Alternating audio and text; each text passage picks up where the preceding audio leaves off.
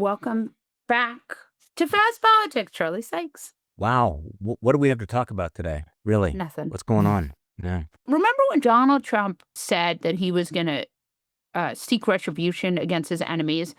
And many different interviewers were like, but you don't really mean that. And he was like, Yeah. no, I do. Yeah. No, I do. It's funny you should put it that way because I'm writing about that this morning.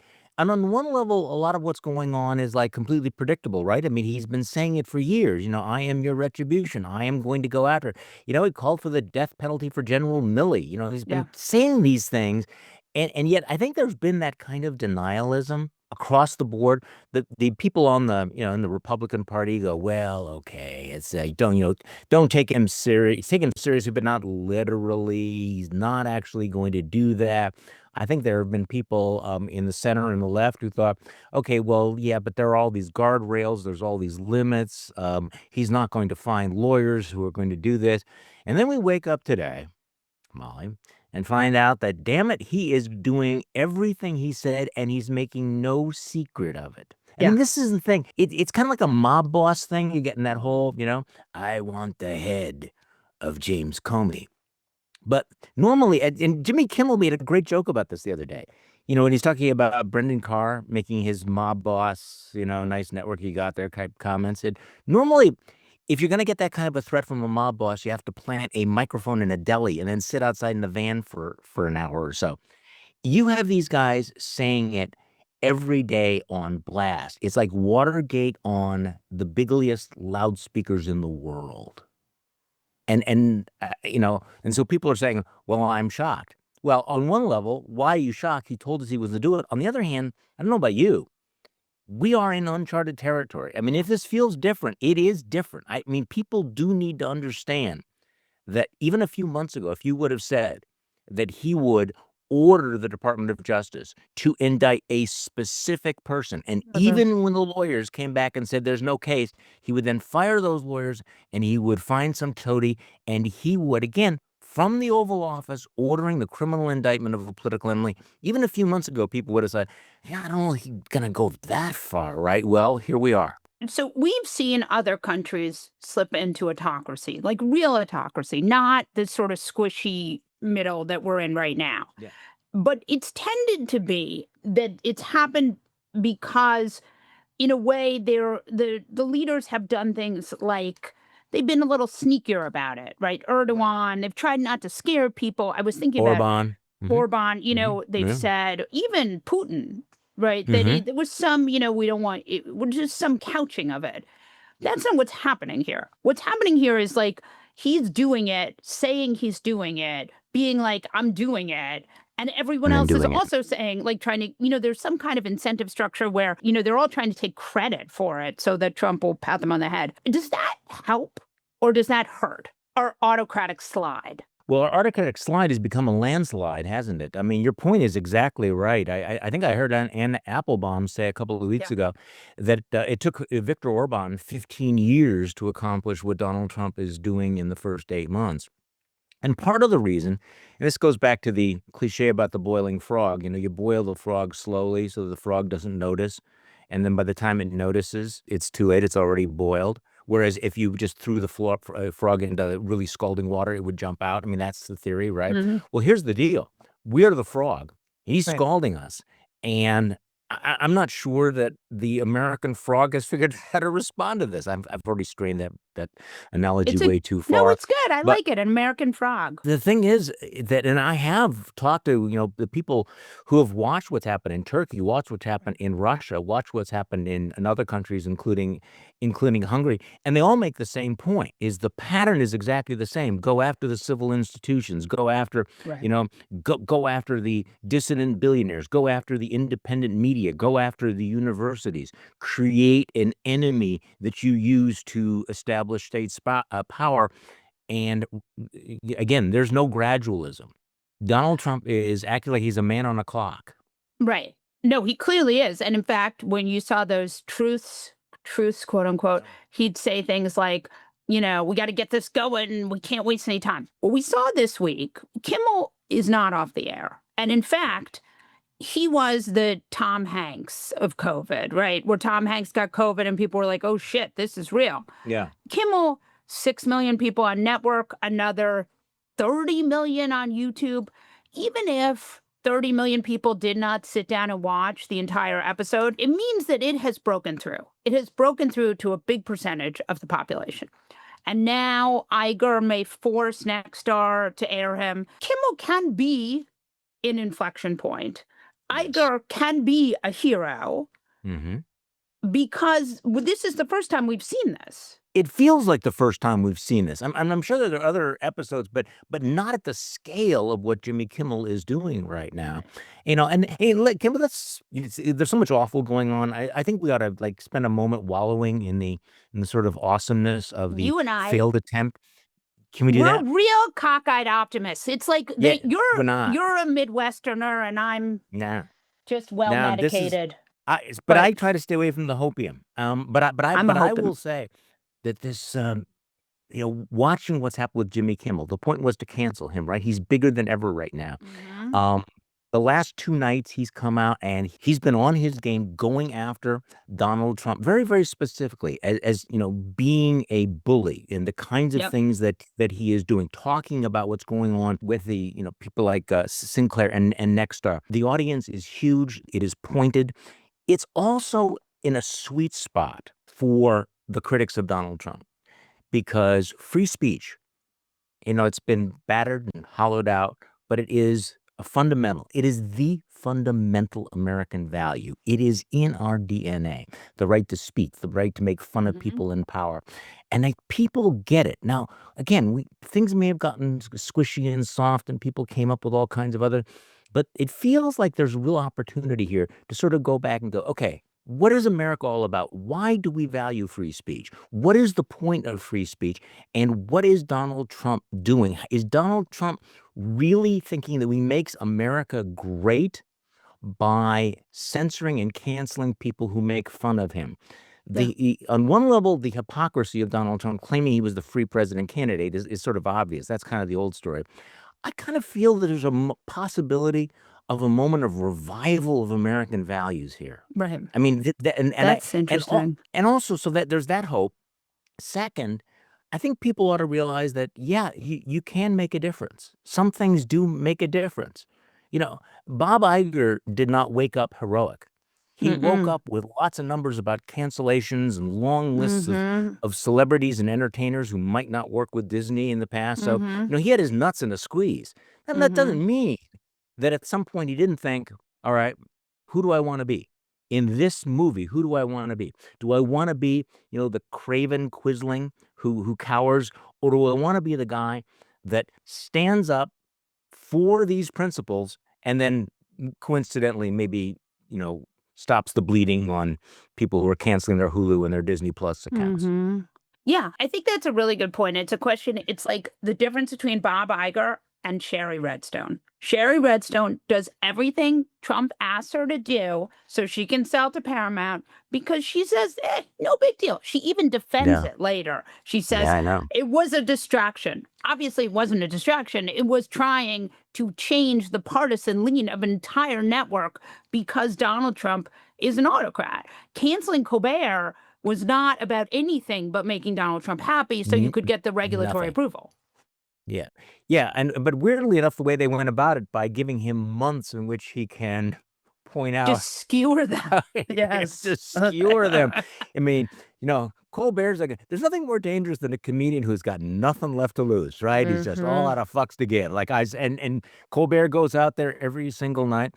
And Jimmy Fallon kind of feels that way. Jimmy Fallon feels like he has been emboldened. Jimmy Kimmel. I'm sorry. I'm sorry. I was thinking of Fallon because Fallon was next on the list, right? Right. I mean, they're all on the list. No We're secret. all on the list. And the thing about Trump again is how he can't. His defenders will say, "Well, no, he had nothing to do with the cancellation of Jimmy Kimmel." And so what does he do? He just comes out and says, "No, I was told he was canceled. I wanted him canceled." The White House was told that the White House was told. So maybe not even. So somebody called somebody, maybe Brendan Carr, maybe this one, maybe. I mean, craziness. Yeah. a craziness. And then he said, and Seth Meyers and Jimmy Fallon are next. So again, he sort of laid it out. Same thing with Jim Comey. Yeah. Okay, so he could have just let the indictment speak for itself, right? As Mhm. opposed to he had to, on Friday morning, basically come out and spike the football on this, right? Right. To say, yeah, Goldie's a crooked cop. In case there was any doubt, any possible shred that, some hack like Scott Jennings could hang on and say, Trump had nothing to do with the indictment of Jim Comey. How dare you suggest that the president of the United States, I'm sure that Pam Bondi and all the other great Right. legal minds thought of this Yeah. themselves, right? So, Scott Jennings is going to go out there and say, no, this is not a case of the president in the Oval Office ordering the Yeah. indictment of Jim Comey. And what Yeah. does Donald Trump says? Hey, fuck you, Scott Jennings. Yes, Yeah. it was Yeah. me. I did it. Deal with it. Yes. No, I think that's a really good point. He cannot give his defenders anything to hang their hats on, No. at least to try to pretend to be normal, which is probably good news if you're trying to avoid an authoritarian slide. If you're trying to avoid the appearance that all is normal when things are really being undermined. Yeah, again, I don't think we're on an authoritarian slide anymore. I think it's an authoritarian crack up. I mean, when you're Right. seeing these, when you're seeing them, and this the speed with which it is happening, and just to throw things out to keep an eye on over the next couple of days, keep an eye on this meeting with Pete Hegseth and all the admirals Yep. and the generals. What's What your is sense that? on that? Well, you want my dark sense on that? Yeah, Okay, I want so anything. people need to understand that we use the word unprecedented too much. This never Right. happens. You Right. don't invite all of the, 800 top admirals and generals all over the world to come to a meeting and not tell them what it's all about. You can do this on Zoom. You can do this on secure networks. He's basically taking them from their posts, making them fly, come back, sit in front of him. No one knows what it's about. My dark concern is that he's going to stand up and say, we want to know who you're loyal to. How many people in this room will follow every order that Donald Trump gives you? And if you don't raise your hand, submit your resignation.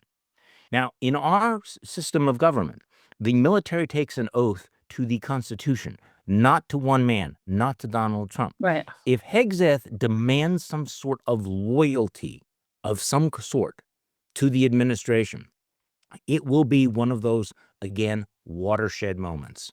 What does it feel like? Will the military stand up? Will we see mass firings? What is he going to demand of them? I don't know. But again, I'm speculating. But I was freaked out late last night when I saw this tweet from General Michael Hayden, retired four-star general, used to be the head of the CIA, director of national intelligence, who reacted to somebody who proposed that scenario saying, I'm afraid that's what's going to happen. This is the fear in the military right now, that they're going to demand some sort of loyalty. We're going into some deep shit, people. We want to know who's with us and who's against us, who is unconditionally going to follow an order from Donald Trump, no matter what. As, by the way, Donald Trump expects now from the Department of Justice, Right. right? The Right. Department of Homeland Security, the Right. FBI. We've seen that throughout the government. In Donald Trump's mind, why shouldn't that be the case in the military? It's his generals, his military, his Right. people. Right. Everything we worried about happened. And more because we knew that he would do these things. We thought that people would stand up against it more Yeah. effectively, didn't we? Yeah. I mean, I Well, thought the courts would stand up. I thought the right. universities, the law firms, the media would all stand, the civil society, that Americans would go, this is horrible. No, this is not who we are. There is a case against being a captured institution, and I'd love to talk about that for a minute. So we have Bob Iger on the side of standing up for things. Then we have For the Sherry moment. Redstone, right, for the moment. That's right. Let's not get, that's good check Yeah. on my optimism. But then we have Sherry Redstone. We have the, a lot of different college presidents. We have law firms. We have these people who have said, no, all the billionaires, all the tech billionaires. Jeff Bezos is basically Donald Trump's chauffeur now. These people are captured institutions. They have no legal anything because they've made illegal deals with Trump. So Trump has no incentive to say, like, this is enough. I've had enough of my pound of flesh. Right. And so talk us through what that looks like as a captured institution. Well, I think that this is what should be the lesson that I thought that they would have understood, that if you pay off the schoolyard bully, he's going to demand more. I think ABC is learning that lesson. They pay him off $16 million for that completely bogus lawsuit against them. They threw George Stephanopoulos under the bus. But what they're learning now is that, paying off Donald Trump does not buy you safety. Capitulating does not buy you safety. The law firms are finding out the same sort of thing. They're finding out that Donald Trump has a way of reneging on deals or expanding deals in ways that they should have anticipated, but what they didn't. I think there's a lot of regret among the universities. Plus, the wheel of fortune turns. And when you go all in on this particular project, what do you think happens if things turn around? Now, perhaps both MAGA and these companies that have taken a knee to MAGA think that the wheel will never come around. Maybe they think that MAGA will never lose power, that there will never be a time of reckoning.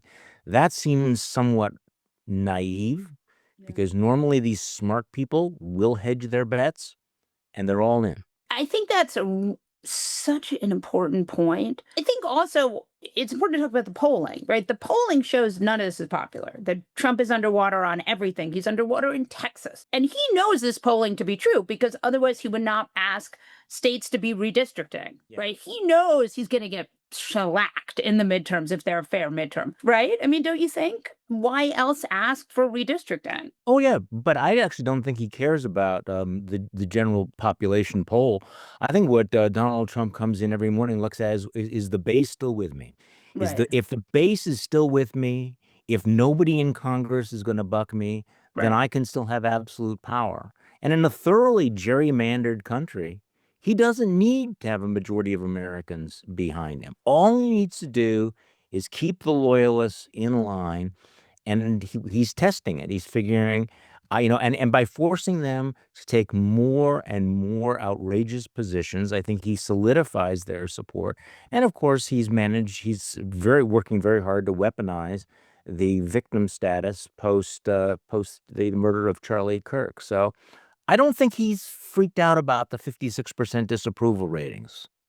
But, and goes to the base question, he does want a farmer's bailout, which is very interesting because Democrats hurtling towards a shutdown. Mike Johnson sent Congress home. All of a sudden, Donald Trump wants a bailout for farmers. He's going to need Democrats for that. Yeah, good luck with that. No, I think this is interesting. I mean, the shutdown is going to happen, and I think it's going to be this massive game of political chicken, and we'll see that. But remember that he had to bail out. This is the irrationality of his tariff regime. He did this. He did this the first time, bad. And he slapped the tariffs on in the first term, and then he had to bail out the farmers. So and we're going to go through the exact same scenario. Yeah. And by the way, while we're bailing out the farmers, we're also bailing out Argentina because America first, Molly. Why are we bailing out Argentina? I mean, by the way, as we're clearly heading towards a recession, our numbers are so bad. The Bureau of Labor Statistics, they've all gone home, right? They fired the top boss. Now they've held the numbers because clearly they're so bad. Why are we bailing out Argentina? Think about this. Of all the countries in the world, if you had to make a list of name me a country that has a long track record of fiscal insanity. I'm guessing that your list in the top 5 is going to be you don't want to be like Argentina. Yeah. Argentina has this new libertarian / right-wing president who has been kissing up to Donald Trump and Elon Musk. We like him. So we're whacking Brazil because Donald Trump doesn't like the president. We are having the taxpayers potentially on the hook to bail out Argentina because he's a buddy. If you try to come up with any coherent theory for Trump's foreign policy or his policies, forget it. It's all that. What does Jonathan Rao call it? But the personalization. It is just what benefits Donald Trump, who Donald Trump likes, moment to moment. Which is also why, by the way, potentially one of the biggest stories of the week was his 180 flip flop on Ukraine. I don't know about you, Molly. Yeah. Well, yes, literally unbelievable, because you don't know where he's going to be 48 hours from now. Until he backs it up with actual hardware, it means nothing. And you know that Vlad's going to call him up and say, Don, Booby, come on. You didn't mean it. You didn't mean it, right? And they'll get back together again. Yeah. So this is a man who, it's like moment to moment to moment. He's got the principles of a goldfish, Yeah. not insult goldfishes. It's No. just that they have 10-second memories. Mean to goldfish. Charlie Sykes, don't be mean to goldfish. Yeah, okay, that's a bad analogy because his principles may be goldfish-like, but his memory is, at least when it comes to grievances, is Yes. infinite. You Infinite. know, Yes. he will hang upon any slight That is whatsoever, for sure true. That is for sure forever. true. Forever and ever. Oh, thank you so much, Charlie. Thank you. I Anytime.